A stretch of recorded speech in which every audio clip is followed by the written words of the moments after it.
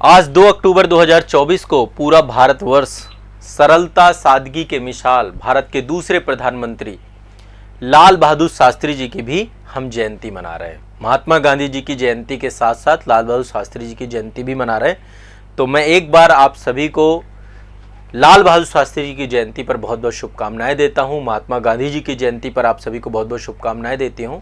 बहुत कम बात होती है लाल बहादुर शास्त्री जी के बारे में, या बहुत कम बातें हमें पता हैं।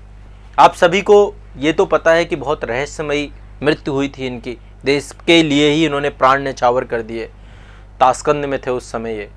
तो सरलता सादगी के मिसाल भारत के दूसरे प्रधानमंत्री, देखिए जवाहरलाल नेहरू के बाद गुलजारी लाल नंदा बने हैं, कार्यवाहक प्रधानमंत्री थे। इसके बाद हमारे देश के दूसरे प्रधानमंत्री लाल बहादुर शास्त्री जी बने। मैं चाहता हूं कि थोड़ा सा इनके जीवन के बारे में भी आप कुछ जानें। इनका जन्म कब हुआ था? 2 अक्टूबर 1904 को उत्तर प्रदेश के मुगल सराय के रामनगर में एक साधारण परिवार में इनका जन्म हुआ। पर ये बहुत ही मेधावी थे।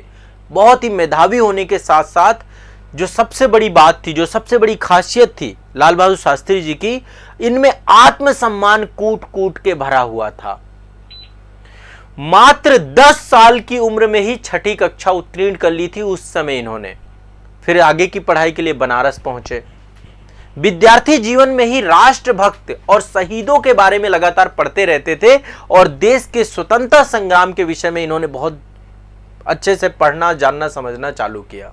इन्हीं के छात्र दिनों में ही जलियांवाला बाग की घटना घटी, और जब जलियांवाला बाग की घटना घटी तो छात्र आंदोलन ने गति पकड़ ली और शास्त्री जी भी इसका हिस्सा बन गए। तो छात्र आंदोलन से ही राजनीतिक जीवन में इनका पदार्पण हुआ। गांधी जी के विचारों से बहुत प्रेरित थे उस समय, और गांधी जी के नेतृत्व में असहयोग आंदोलन में भी शामिल हो गए। तो शास्त्री जी असहयोग आंदोलन में भी देश की आजादी में सम्मिलित थे, फ्रीडम फाइटर थे।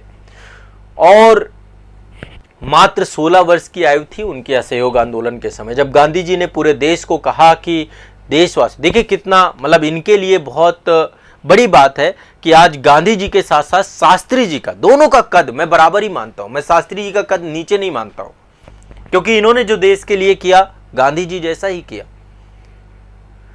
और इन्होंने ऐसे नैतिक मूल्यों को स्थापित किया है राजनीति में, जो संभवतः आज वर्तमान में सभी राजनेताओं को सीखने की आवश्यकता है शास्त्री जी से। तो असहयोग आंदोलन में शामिल होने के लिए देशवासियों को जब गांधी जी ने आह्वान किया तो मात्र 16 वर्ष की आयु थी, और गांधी जी के आह्वान पर अपनी पढ़ाई को छोड़ करके इन्होंने असहयोग आंदोलन में जाने का निर्णय लिया। 1921 में इनको जेल हो गई, 1921 में जेल चले गए। पर देश को स्वतंत्र कराने के क्रम में जीवन में 7 वर्ष कारागार में रहे, 7 वर्ष जेल में रहे इन्होंने। 7 वर्ष, आज के टाइम पे जेल को कितना बुरा माना जाता है, क्योंकि आज हम एक सिविल सोसाइटी में रह रहे हैं, आज अपराधों के क्रम में जो है। लेकिन हमारे देश के स्वतंत्र संग्राम सेनानियों ने जेल को कभी भी ऐसी चीज नहीं माना जो देश की आजादी का बाधक बन जाए। उन्होंने जेल को भी स्वीकार किया। शास्त्री जी महात्मा गांधी से बहुत प्रभावित थे, ये मैंने आपको बताया ही, और 7 वर्षों की जेल गुजारी भी इन्होंने। लेकिन इन 7 वर्षों की अवधि में आजादी के इस संघर्ष ने इनको पूर्णतः परिपक्व बना दिया। इसके बाद शास्त्री जी राजनीति में प्रवेश किए। राजनीतिक प्रवेश का मतलब है कि जब 1937 में प्रांतीय विधानसभा के चुनाव हुए तो उत्तर प्रदेश ये भी सदस्य बने, उत्तर प्रदेश विधानसभा की सदस्यता प्राप्त की उन्होंने। और आजादी के बाद जब कांग्रेस सत्ता पे आई तो राष्ट्रीय आंदोलन के नेता लाल बहादुर शास्त्री जी का महत्व समझा गया, और 1947 में उत्तर प्रदेश के मंत्रिमंडल में मंत्री के तौर पे इनको शामिल किया गया।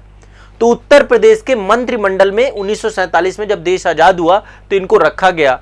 इसके बाद कांग्रेस पार्टी के 1951 में महासचिव बने, और इनको बाद में मंत्रालय दिया गया। पहले शुरुआत में रेलवे मंत्री थे, केंद्रीय मंत्री थे ये, रेलवे यातायात के केंद्रीय मंत्री के तौर पे चुना गया। आप सभी को पता होगा, जब मैंने आपको एक बात कही कि राजनीतिक मूल्यों को स्थापित किया, 1955 में भारत में एक हादसा हो जाता है, रेल हादसा। दक्षिण भारत में अरियल के समीप एक रेल दुर्घटना होती है।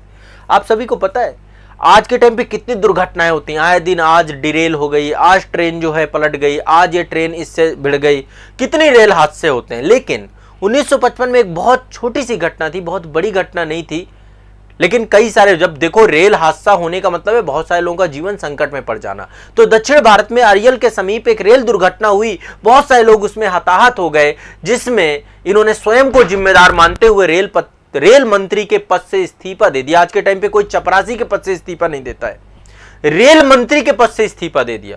इन्होंने बोला इस घटना का मैं जिम्मेदार हूं। आज के टाइम पे कोई गलती मानने का, गलती स्वीकारनी चाहिए। यदि आप किसी पद पर हो, इसको बोलते हैं अकाउंटेबिलिटी, जवाबदेहिता। उस जवाबदेहिता को उन्होंने स्वीकारा। रेल दुर्घटना पर लंबी बहस का जवाब देते हुए इन्होंने कहा था, जब रेल दुर्घटना के मामले पर इन्होंने इस्तीफा दिया तो इन्होंने एक बात कही थी, ध्यान से सुनिएगा ये बात। इन्होंने कहा शायद मेरी लंबाई, कद से छोटे थे, शायद मेरी लंबाई कम है, मैं छोटा हूं, मैं विनम्र हूं, तो कई लोगों को यह लगता है कि मैं दृढ़ नहीं हूं, शारीरिक तौर पे मजबूत नहीं हूं, लेकिन मुझे लगता है कि मैं आंतरिक रूप से इतना कमजोर भी नहीं हूं। आपके अंतरात्मा में शक्ति होनी चाहिए, आपके अंदर विल पावर होनी चाहिए। उस चीज के बहुत बड़े उदाहरण हैं लाल बहादुर शास्त्री जी। 1957 में इलाहाबाद में संसदीय क्षेत्र के चुनाव हुए, फिर से इनको यातायात विभाग दिया गया, साथ ही उद्योग और वाणिज्य विभागों के मंत्री बनाए गए। 1961 में भारत के गृह मंत्री के रूप में भ्रष्टाचार निरोधक समिति के लिए नियुक्त किया गया इनको।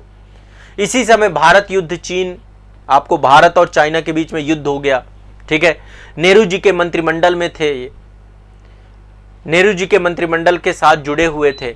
और शास्त्री जी ने इस समय एक बात कही थी जब भारत और चाइना का युद्ध हुआ, कि जब हमारी स्वतंत्रता और अखंडता खतरे में हो तो पूरी शक्ति से, पूरी चुनौती से उसका मुकाबला करना चाहिए, यही हमारा एकमात्र कर्तव्य है।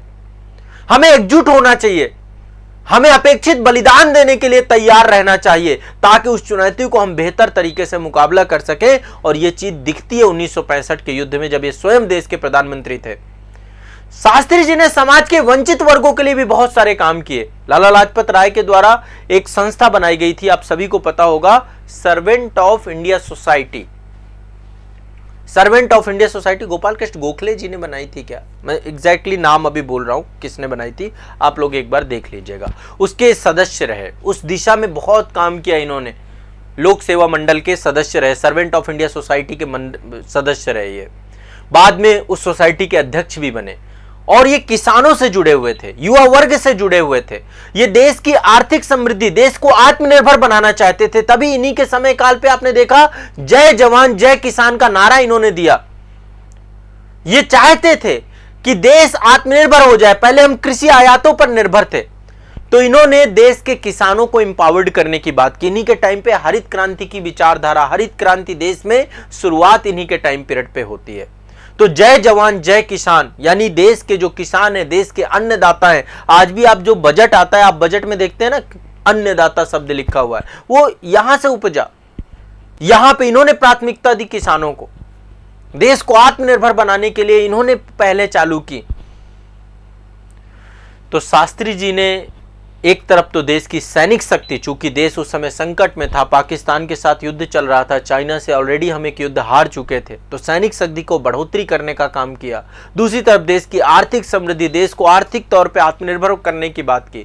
जो ये देश से चाहते थे पहले वो स्वयं पे अमल करते थे। चूंकि देश में उस समय युद्ध चल रहा था, आर्थिक संकट था, तो इन्होंने लोगों से अपील की कि एक ही टाइम का खाना खाइए। लेकिन पहले इन्होंने अपने परिवार को एक टाइम के खाने के लिए तैयार किया, देश के प्रधानमंत्री रहने के बावजूद।